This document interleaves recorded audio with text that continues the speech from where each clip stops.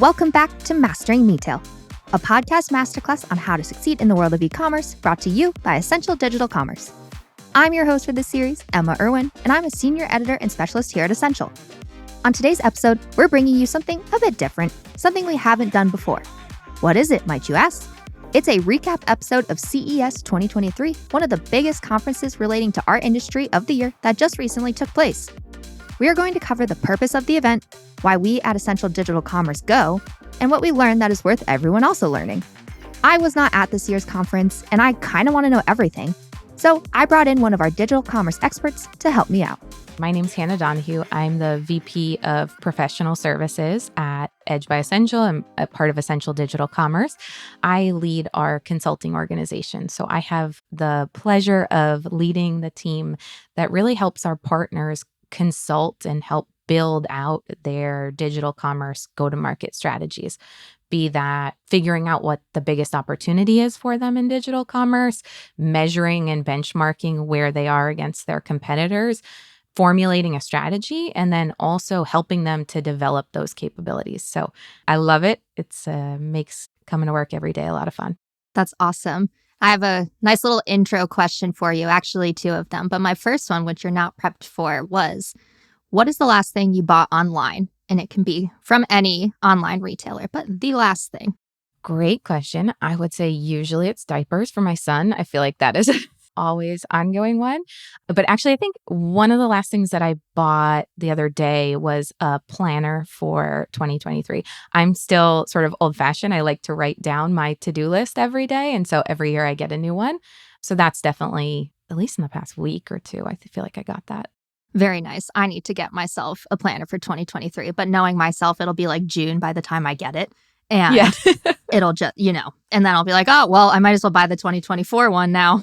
Yeah, exactly. I think I meant to get it in December, but it got here in January. So that felt like a win for the year. Perfect. All right. Next question for you. I'm going to ask it now, but we're going to come back to it at the end as a way to kind of just sum things up. But we usually ask people something that is just on their digital wish list in general. But because we're doing a CES 2023 event recap, I'm curious to know, what is something you saw on the floor at CES? It can be a gadget, hardware, anything like that, but something that you thought was really cool that you would love to purchase at some point. So we'll come back to that question at the end, but sound good? Sound good. Yeah. I know what it isn't, but I think I can think of some things that I would love to buy. All right, let's get into it. I can go to the CES website and see that the conference is, quote, the most influential tech event in the world, end quote. But what does that really mean? I think CES is an event that really brings people together across industries from around the world. It pulls people in from across the globe that are really looking to drive change and innovate for their organization, for the greater good, for consumers, really leveraging technology. And I think it's a place where those people who are looking to really advance the industry and also really reshape the industries that they work in or are adjacent to them, they come together and they learn from each other, they get inspired, they collaborate. And of course, companies come to really showcase the latest technological innovations that their organizations are working on. Everyone wants to show off their latest technology, and you see a lot of the brands doing that. And so it's just this conference that has a lot of buzz to it, and it's a great way to kick off the year. It's in January and a great way to start off the new year. I'm curious. You mentioned that it's where a bunch of people who want to make change and push innovation come together. Would you say that a lot of the things over the years past that people are trying to innovate and push forward actually make it into the realm of reality? Like, do a lot of these things happen? Does a lot of this gadgetry and hardware and all that new tech actually make its way into consumers' homes? I would say a lot does and a lot doesn't. And, I think digital health is a great example, and we can chat about it while we're talking today. But there was a big focus on digital health this year. Without a doubt, it really stood out this year, and there were some amazing innovations. You will always see at CES some form of digital health showcased, but for example, a lot of it never really comes to light or never comes to light in certain countries because of, could be regulatory approval. In the US, it has to go through intense regulatory approval, especially if it's related to digital health. And so you'll see things there that are like, wow, that's an amazing technology. It may never actually get approved. Then there are a lot of things that companies really invest in that regulatory approval piece, and they do bring it to light. So it's a mix. That's just digital health as an example, but there are certainly things that are potentially overhyped, but also some really interesting consumer technology that does come to light from it. And it's just the start of it getting seen there at CES. Now, let's talk about why we, Essential Digital Commerce, go to this conference. Again, according to the CES website, CES showcases companies including manufacturers, developers, and suppliers of consumer technology hardware, content, technology delivery systems, and more. So where do we fit in? Yeah, we fit in a lot of different ways. One thing I just mentioned at CES this year, there was C-Space, which was really the center for the advertising and content community at the conference. And it was a place where a lot of the leading brands, media platforms, agencies, partners, everyone sort of within that ecosystem came together to discuss how tech trends were really changing consumer behavior, consumer needs, wants, et cetera, and essentially just disrupting the industry and how everyone now will need to respond accordingly. What do we need to do as organizations to change this? So we obviously play a role in that space. But if I were to take a step back at a macro level, you think about the different technologies that are being showcased at CES, be it smart home tech or smart city tech, or there was a lot around food tech and, digital health, like I mentioned, AI, robotics. I could go on for a while. These all impact consumers. And they then, as a result, impact the way brands, retailers, everyone in that space needs to operate in the future and build their strategies, thinking about what technology will be around consumers, because that will reshape consumers' behaviors, how they want to shop, how they want to engage with your brand. So it's really important for us to be there to see all of that and to monitor it. We go there. Well, one, it's a fantastic opportunity to see our partners. After everything that's happened in the past few years, it's great any opportunity to be with our partners face to face and get a chance to see them. But also we're there to help our partners who are there to navigate that change and the innovation that's being shown to them, help them really decipher what's going on. To your question from before, what's going to actually impact them now? What's going to come to light immediately, maybe more midterm, long term? How is it going to impact their business? What technologies should they be thinking about, watch for? Maybe ones that are interesting, but not quite mature enough yet to really action. And so we're there to help them sort of navigate that space because it is massive. There is so much being shown to them. And so helping them sort of filter that is helpful for our partners. The other thing I would say is we also want to make sure that we're there to see what are some of the latest innovations. Because it is a global conference, innovations are being brought in from all across the world. And that's where you can see other technologies that we might not get to see on a day-to-day basis. And so when we walk the exhibit floor and talk to other attendees and listen in to some of the panel discussions, for those of our partners that can't attend CES, we want to make sure we're there to really capture what the latest innovation is and help them think about it and how they can stay ahead of the change, be it through our insights, our analytics that we're doing, obviously our measurement and benchmarking, and then also our partnerships, be it, our advisory partnerships, et cetera. So great place for us to be at. And now let's dive into what we learned at CES 2023. We're going to cover 4 big ones today, but there was a lot more going on than just these. We saw really cool innovation across AI, the metaverse, AR and VR, sustainability, autonomous vehicles, you name it. But let's start with my favorite topic, commerce marketing, because hey, I get to pick the order here. What did you see in regards to commerce marketing that you think was really important to bring to our audience of this podcast? Yeah, absolutely. I mean, this is a topic that we are constantly working with our partners on because so many of our partners are grappling with how commerce and marketing are really coming together, the impact that it has on their org structure, the way they operate, so many facets of our brand partners' go-to-market strategy.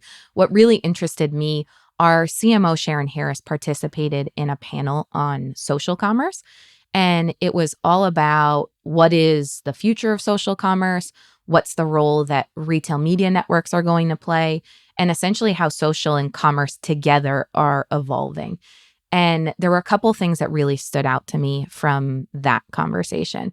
One was there were panelists that ranged across, I guess I would say, industries, be it from payment or content or the retail media's networks themselves to us being there from a measurement and benchmarking space. It really spanned. And what was really clear coming out of the panel was how all of these organizations need to work together, because the consumer doesn't think of them as disparate parts. They think about the seamless buying experience or engagement experience. And so that really stood out. The other thing I would say was, again, everyone's talking about, as we do, the explosion of retail media networks. And so, there was a lot of talk about how commerce and media is one thing now. And the top of the funnel and bottom of the funnel is together. And breaking down internal silos and the way in which we operate will be so important as we think about that and how we operate in the future. The other thing I would say is the need to measure and benchmark retail media networks is clear, because there is the explosion of them, because there are so many. I think we have an interesting opportunity to help our partners to measure which ones are most effective, and specifically beyond that, what are they most effective? What are their areas? What are their specialties? How can brands engage with them in different ways? The other thing that really stood out, there was a quote from one of the panelists, Matt Story from Visa, and their conversation specific to commerce marketing, but I think it applies broadly, was the importance of speed and the need to move faster. And what was said was that there's no way to operate from an annual plan for platforms that move daily. And that really stood out to me. I thought it was just a really good way to put it.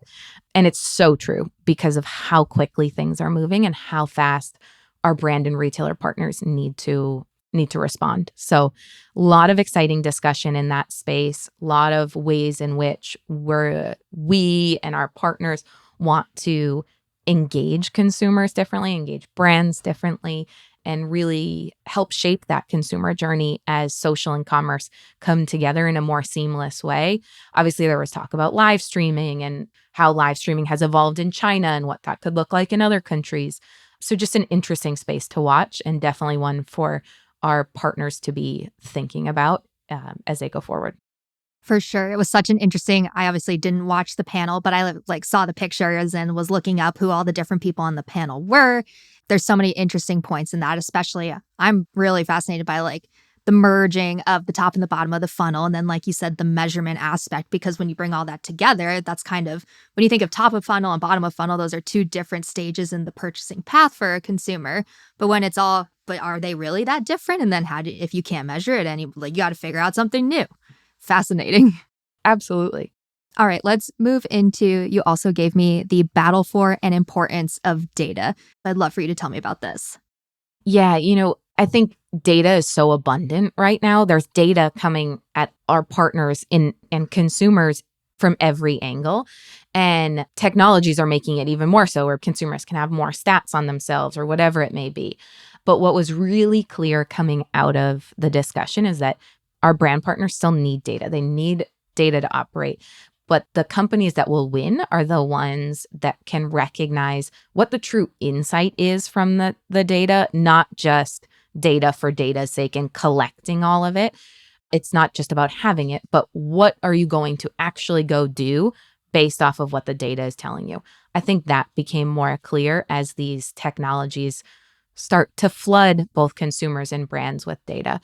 The other thing that came up, obviously, quite a bit in discussion is around AMC and the unique data that's going to be able to come from that. Obviously, something that we are working closely on with a lot of our partners. And so I think there's going to be a need there to consistently test and learn and figure out what are those unique data points about our consumers and the path to purchase and the way in which they're engaging with media. And as a result, what decisions do they make, whether it be those that are new to brand or thinking about what their lifetime value is for that brand in the future based on when you engage them. I just think there's a lot that's going to happen in that space. And it was clear from the discussions at CES that having unique data and insights, those insights coming out of it, will be paramount for our partners. For sure. Do you think there's anything, what out there is kind of restricting access to that data? You said battle for getting this data. What is restricting people from, or brands, advertisers, whoever, from getting that data? Yeah, I think the battle feels more around getting the actual insight. I think there's two pieces. Some is it's just there's an abundance of data, so people can't decipher where the actual critical nuggets are because there's so much data, it becomes almost overwhelming at points. But the battle is probably more in the unique insights themselves and figuring those nuggets out. I would say that's probably the key where the change is happening. So we've covered commerce marketing and data, and next we're going to cover what we saw in terms of greater connectivity at the conference. Hannah even answered greater connectivity as something she would pull directly off the showroom floor to bring back to our partners as important. I think there were a couple things. One that comes to mind is all of the technology around greater connectivity. It's been there for a few years, obviously, but it was so clear this year that it was going to be involved in aspects of life, whether it be, work, home, hybrid work from home, car, out walking. I think you really saw how companies are trying to bring that connectivity and flexibility to consumers wherever they want to engage and be connected. It also responded with consumer shifts. So tech, for example, that was better or met the needs of those that were renting versus owning their own home. You saw a lot. Obviously, Amazon showed up in a big way with all of their connected life technology. Instacart also showed up with their connected store, whether it was, their connected tech at the shelf or the shopping cart, what they want to work with their partners on. So that was definitely something that you saw immediately. And those were just a few examples of partners that were doing it. It was across the exhibit floor. Last up, we've got digital health. What are we seeing in this space? I think, on digital health, what you're seeing is that consumers want to play a more active role. And they have. This is something we've been tracking for the past few years, but consumers want to play a more active role in their own health and well-being. And at the same time, brands want to play a bigger role. Retailers want to play a bigger role. I mean, you see across the board, whether it be pharmacy operators, all different platforms wanting to take on a piece of consumers' total healthcare management. And technologies are going to have to underpin this. It also connects to the data point that we were just talking about. There is more data available to consumers because of wearables and other smart tech that allow consumers to know more about their health and monitor their health. And so there was a lot that was interesting there, but some of the ones that stood out to me in particular this year was the technology around caregiving. With the aging population globally, caregiving is going to be really important. Some of this technology has been available in Asia for years, but you saw it there more en masse to think about what's the technology that can support those caregivers who may not be able to be there in person to help people with their day-to-day lives. The other thing that stood out was around personalized care. That goes back to the data point. People have more data. They expect more personalized engagement with the brands that are supporting them in their health and well-being. So you saw a lot about that. And lastly, I would just say it's very clear that everyone is trying to get into digital health in some form and in a really interesting way. And I think that will help advance it as different technologies come together to try and support consumers' health. And that could be something as one example that got brought up at CES was a smart TV with a telemedicine app built in to make it easier for consumers to connect with physicians. And that's just one example, but you really saw it across the board. Interesting. I was going to ask you, you kind of answered this question, sort of, but I'll ask it anyways. With everyone trying to get into digital health, in your opinion, is that a good thing? Should all of these retailers and brands all be trying to get that connected to people? Is that a step too far? Do you think it's good? I don't know. Yeah, I think there definitely need to be boundaries around it in some form, obviously because of privacy and data regulations. But I think across the board, if different, I think it's similar to sustainability. I think both of these topics are one where people need to come together to help consumers in their health or help make things more sustainable. And it's not about always who gets there first, but how can players across the industry come together to support each other. All right, that's 4 big topics: commerce marketing, data, greater connectivity, and digital health that we've extracted as things for brands and really just anyone in the e-commerce industry to be really thinking about and keeping an eye on. Before we wrap up, I had one more question about the conference in general. With how fast everything in our industry moves, do you think having a conference like this once a year is enough? Should it be more often? Ooh, that's a great question. I mean, I think it's important for the industry to come together in different forms throughout the year. And I think a lot of the people that are there obviously engage throughout the year. I think that it's a good way for people to stay in touch. But for the exhibits in the, a lot of that technology takes a long time to develop. And so I think for that purpose, having it be that sort of flagship once a year event. And obviously CES engages with organizations throughout the year. So it's not just that one big flagship event, but where everyone comes together to showcase those technologies in that big of a form. I think the current format works well. And then obviously everyone engages throughout the year. Because to your point, it is moving quickly. And so it's important for those follow-ups for what's the latest, how is it continuing to evolve, has the roadmap changed, things like that. Those conversations are important. We can start to wrap things up. And I'm going to bring it back to that question from the beginning, something from CES on your wish list. But before you answer that, I'm actually more curious to know, what is the thing you said that you know what's not on your wish list? I need to know what that is. Yeah. So I think at CES, there was a lot of talk about autonomous vehicles. And I think there was some really interesting things to come out of that. And the consumer, there's obviously a broader consumer impact, but there's also some really interesting impacts that could have on supply chain. And obviously we're in the e-commerce space.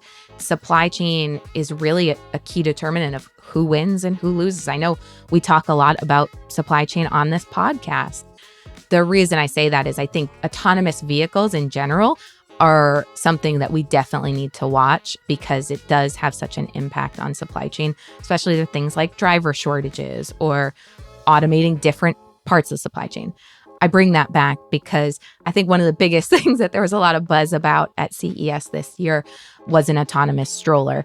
And while I think it is really interesting, I think I'm just going to stick with my current stroller that I have for now. I'm not quite there on that one yet, but I'll love to see it. I definitely would be interested if I saw that, moving down the road on its own.